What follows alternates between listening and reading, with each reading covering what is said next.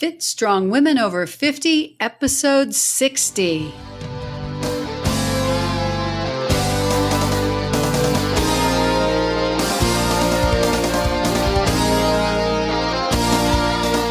Welcome to our podcast for the Becoming Ellie community. I'm Chris. And I'm Jill.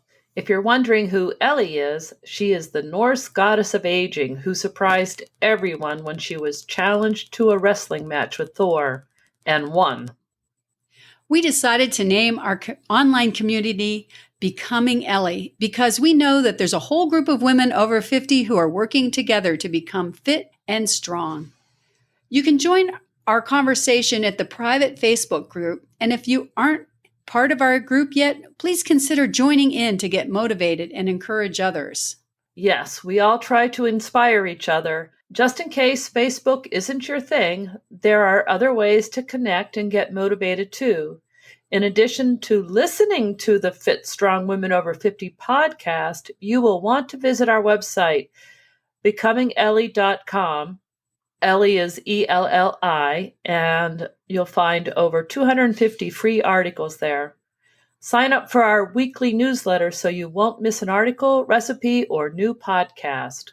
Yes, you can connect with us on other social media as well, Twitter, Pinterest, Instagram, or if you'd like to leave us a message on our voicemail, the phone number is 330-970-6662.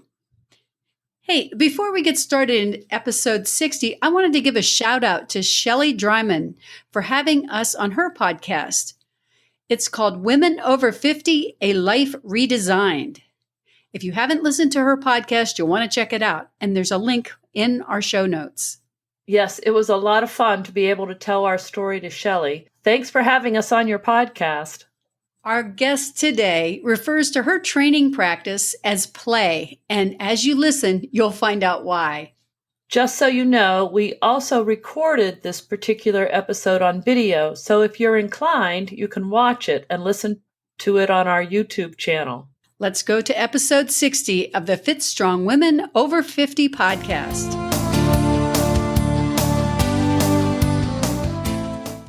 Nancy Gardner is a certified Tai Chi and Qigong instructor. She owns and operates NG Energy, a corporate wellness program provider in Northeast Ohio. Nancy conducts ongoing classes and programs for people of all ages and physical abilities. She specializes in experiential, health-enhancing wellness programs. Since 1995, Nancy has been teaching and presenting locally, regionally, and internationally. Welcome, Nancy. Thank you. Okay, let's start with the basics.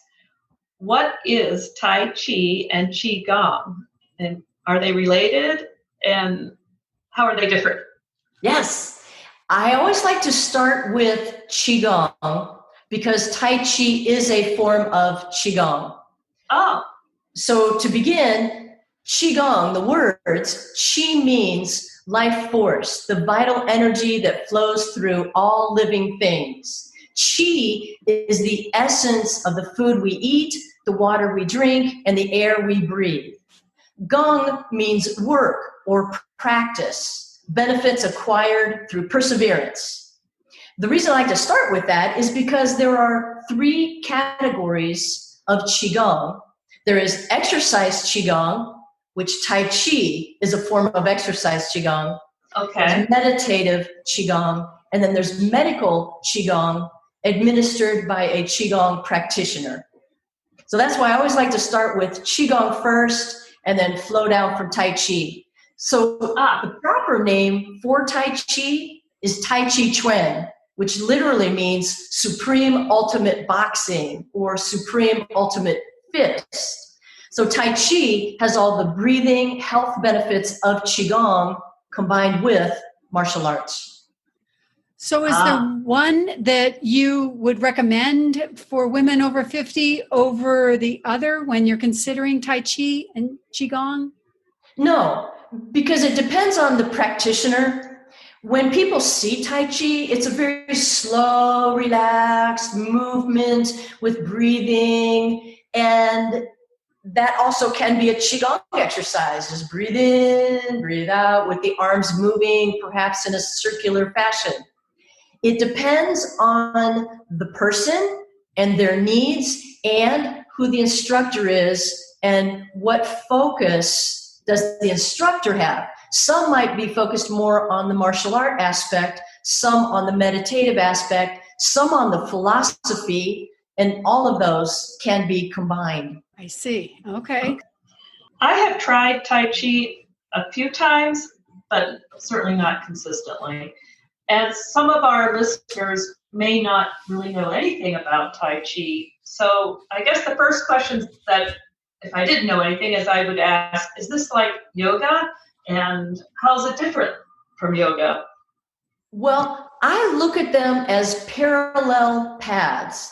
They both incorporate body, mind, spirit practices. They both focus on proper breathing, body alignment, posture, strengthening. The difference is, my perspective anyway, yoga takes certain postures and you hold those postures and let the muscles relax into it. Whereas Tai Chi is a continuous fluid movement from one movement that you start into the next, so it flows. And all of those movements are actually practiced in sync with one's own breath. So depending on how deeply, how slowly you breathe, that's how slowly you move through the practice. So for me, I'm a very movement-oriented person. Tai Chi is my mode. I also train in Kung Fu and do some of the hard style stuff. And I've done a lot of yoga, and I love yoga. I respect it. And as a movement person, Tai Chi is kind of my flavor. Okay, so in yoga, you often hold a pose Yes. and you wouldn't do that in Tai Chi. No. Okay, but I see how they're related because the breath is certainly important. Yes. Yes. In both. Now, there are certain standing postures that we do in Tai Chi. Tai Chi is not just about learning the sequence. Ball left, ball right, step left, step right. There are a lot of twisting exercises that we do, conditioning exercises that we do. We will stand in stances, like horse stance, like you're riding on a horse to really strengthen the legs, or a cat stance where we're standing on the back leg with no weight on the front leg. We pick one leg up in a one-legged stance, in a white crane stance. So we're working on our balance. So all of those things are parts of a complete Tai Chi program. So Nancy, how did you get interested in Tai Chi? What's your background that led up to becoming certified and starting NG Energy? Well, my best friend from junior high school, we've known each other since we were 13. When she met her husband, years and years later, he trained in martial arts, and she said, "Oh, you got to do this." I'm like, yeah, whatever. Well, I tried it once. I was hooked. I immediately started into Tai Chi and Kung Fu. Now, in the meantime, I was working in marketing and advertising, and I just love this martial arts stuff. And so I decided I wanted to learn more about the body. I tried to find an anatomy physiology course at Akron U that suited my day job. Didn't happen. So one of my Kung Fu brothers said, "Why don't you go to massage school? You'll learn all about the anatomy and physiology, and we wouldn't mind if you could do massage." So I started going to massage school on Saturdays, and then I'd have to practice on people. And then I just had this passion for teaching and learning and sharing. And actually, when I was in college, I started out because I was going to be an 8th grade math teacher. So I had this, go figure, right? Right. So I have this passion for teaching and sharing and learning. And then my Tai Chi teacher and good friend opened up a class. He needed somebody to help teach. And so I started helping him teach. And I'm like, oh, this is it.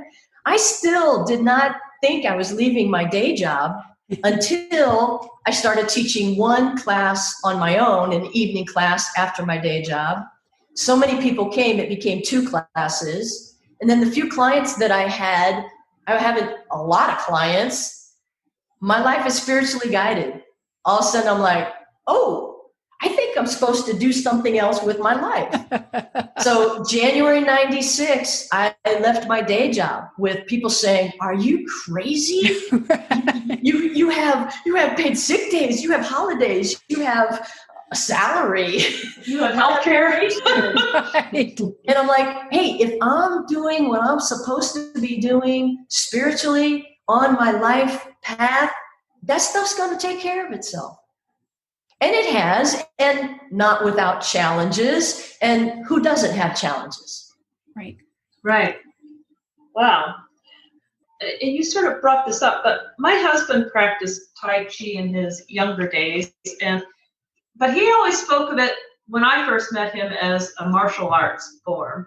But now I hear people talk about Tai Chi, and it's sort of like, this is what you have older people do to improve their balance. So is this a change in how people see Tai Chi, or is it both, or what's going on there? It absolutely is both.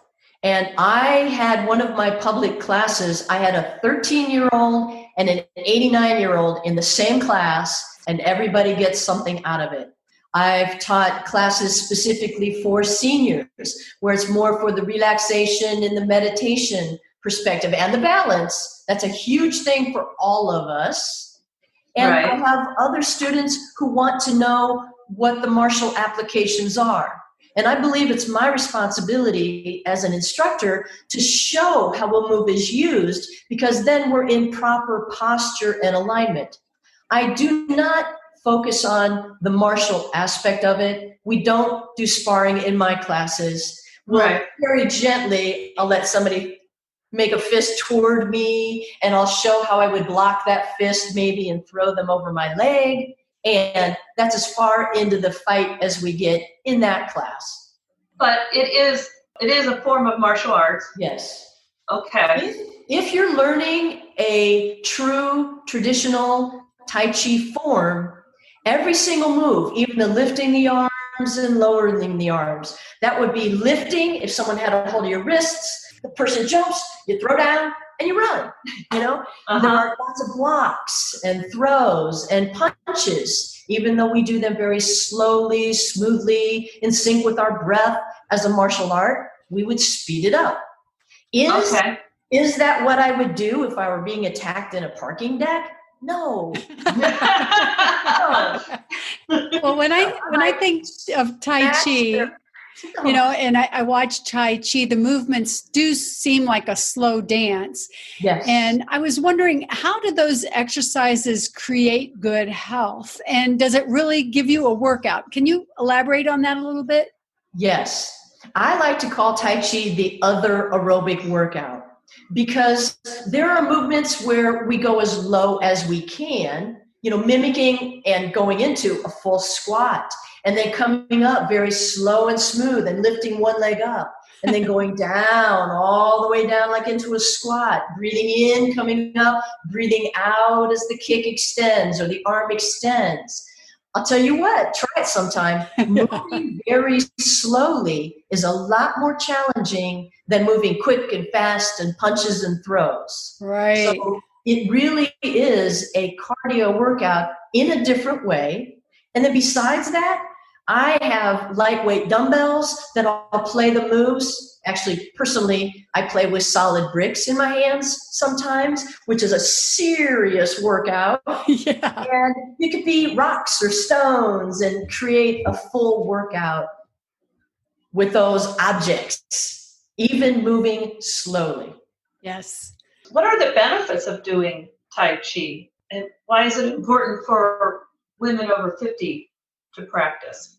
Number one, overall, anybody can practice Tai Chi. And what I tell people is it could be an exercise for the athlete, really great cross training, all of the left-right brain integration, the balance, excellent for the athlete. It could be for the couch potato who hasn't exercised in a long, long time. Like I said, I have seniors who come in. I've got one woman who walks with a walker, and periodically during class, she needs to sit down, and everybody in between. So it absolutely is a good workout that anyone can follow. Now, in our culture, we have to have studies with control groups to prove all the benefits. Right. So Indeed. never mind that the Chinese have been doing it for all the health benefits for centuries. We now have studies, and one of the earliest ones was for seniors, and it has absolutely been proven with control groups that it helps prevent frailty and falls in older persons. Anybody can Google health benefits of Tai Chi and Qigong both and find a lot of these health benefits. And also, before I forget to mention this, Tai Chi is recognized by our National Institute of Health as one of the integrative medicine modalities. Okay. And then as such, there are a lot more studies happening that have been shown great promise and benefits for cardiopulmonary fitness, for bone health, talk about women over 50, for bone health, for improved balance and fall prevention. It helps us with our confidence and our perceived ability, great for stress reduction, overall quality of life. And as studies continue, there is promise that it can also be beneficial with a number of other conditions like hypertension, osteoarthritis, Parkinson's, fibromyalgia, and dementia. Wow. As personally, back in the day, I was always pretty athletic. I started having some knee issues where I couldn't squat and get up without a lot of knee pain and cracking and noise. Well, I'd had cartilage wearing away underneath my kneecaps. My orthopedic guy, thank you, did not want to do surgery.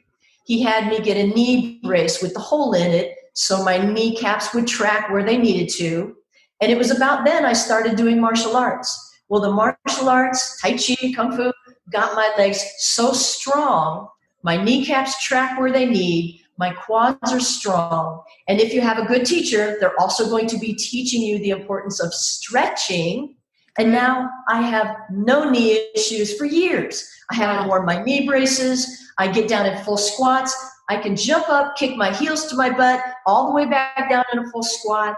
I can go across the room and not be out of breath cardio-wise. And I am not a runner. I don't do any of your typical aerobics of 20 minutes sustained at a certain heart rate. That is just not my thing. And yet I do maintain that cardio output. That's terrific. Last week, I know you held an online Facebook live event for the 2020 World Tai Chi and Qigong Day. And I was able to catch most of it, along with about 2,000 other folks. And I was wondering, do you provide online classes for people who are outside the Northeast Ohio area? I don't yet. And that has been one of my personal goals for years. In 2017, 2018, it was like a 1.5-year process. I had my whole basement remodeled to create a workout studio. And it has been my goal to do that because a lot of young people too are learning things online. Right. And I wanted to appeal to a broader audience. So when we're doing a movement practice, students like to be behind me so that they can follow, as opposed to me being in front of them and being a mirror. So what I had constructed in my studio is I have one whole wall of mirrors. My video camera will be behind me, and to see the hands and what they're doing, people will be able to look in the mirror, see what my hands are doing, and still follow from behind. It might sound a little strange. I am so grateful for this COVID period of time because I work with somebody who's real technology minded. We decided I needed to get a GoPro. So now I'm learning how to work the GoPro.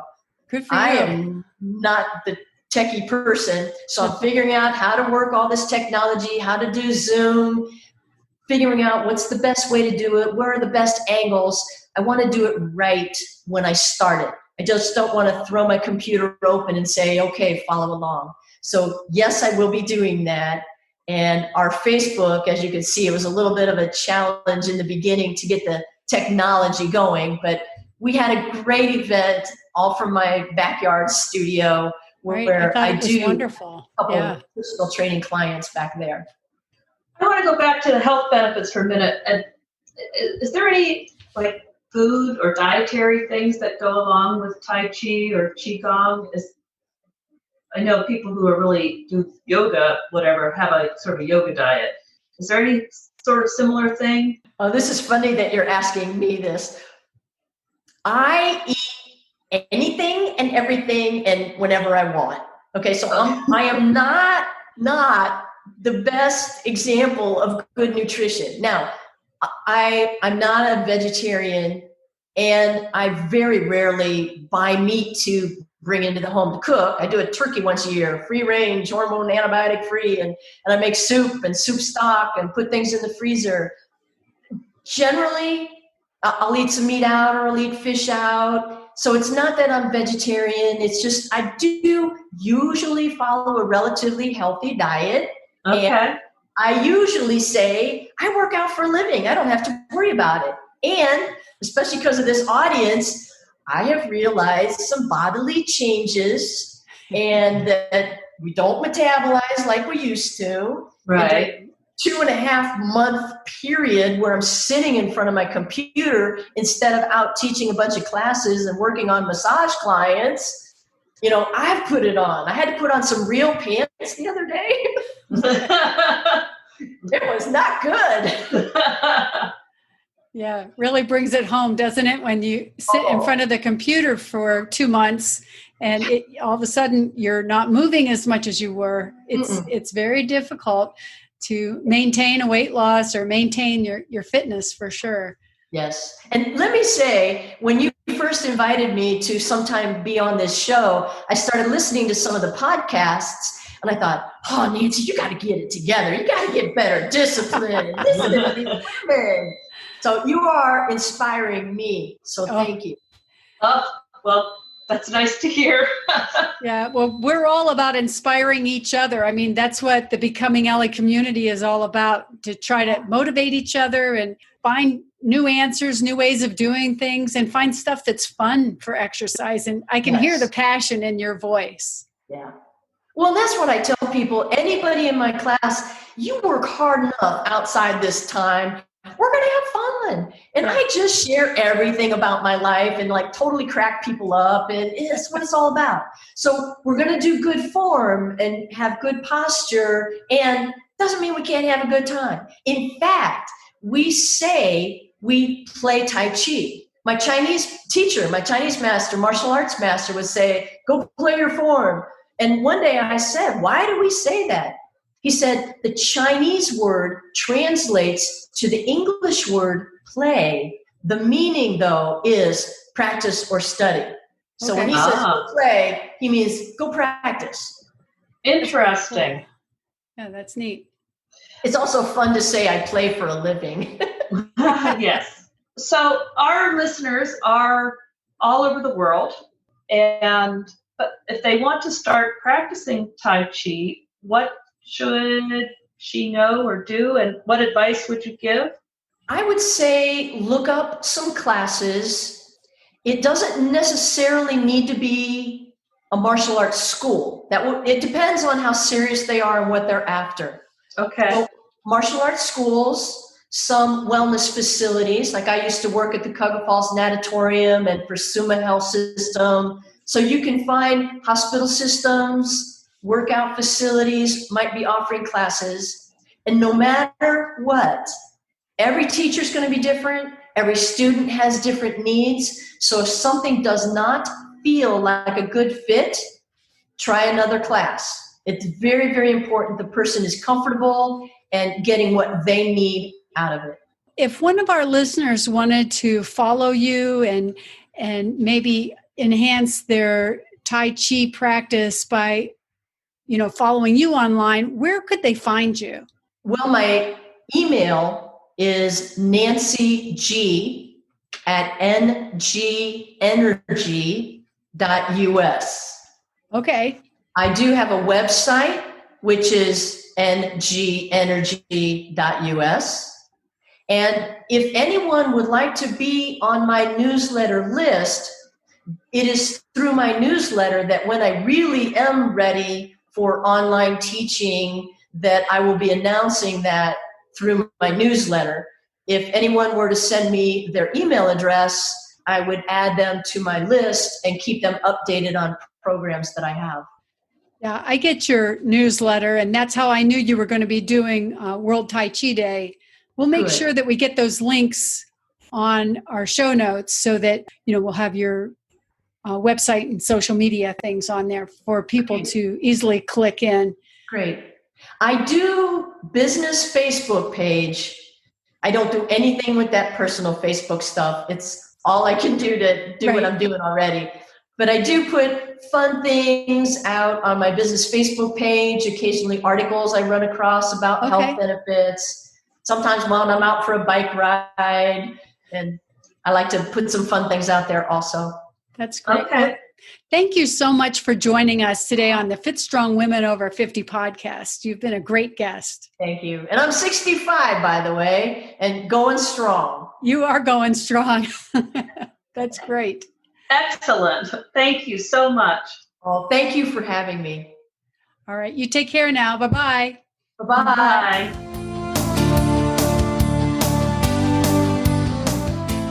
What an interesting interview with Nancy about Qigong and Tai Chi. Although I've had some experience with it, I did not realize that Tai Chi is actually part of Qigong. So I find Tai Chi to be interesting because it's such an odd mixture of, it's so slow and fluid, and yet it's also a martial arts. I just think it's interesting. Right. At first, I kind of underestimated the strength involved in this type of workout. Doing body weight exercises, especially at a slow pace, definitely increases strength. And it was probably better for me to be able to watch my form too. Hey, Nancy featured us in her email newsletter, and I'm really glad I signed up for it because I'm working on my strength and my form. And speaking about strength and form, how's your strength building going, Jill? Have you been able to get back to the gym to lift weights again? So I know in Ohio, most gyms are open, but mine is not yet open. So no, I have not been back, and I haven't quite figured out what I'm going to do when it does open. But I don't know if you saw my latest post on the becomingellie.com, the website, about my home gym. I had the flooring in my condo replaced, and I ended up with what was going to be a guest room is turned into my home fitness center.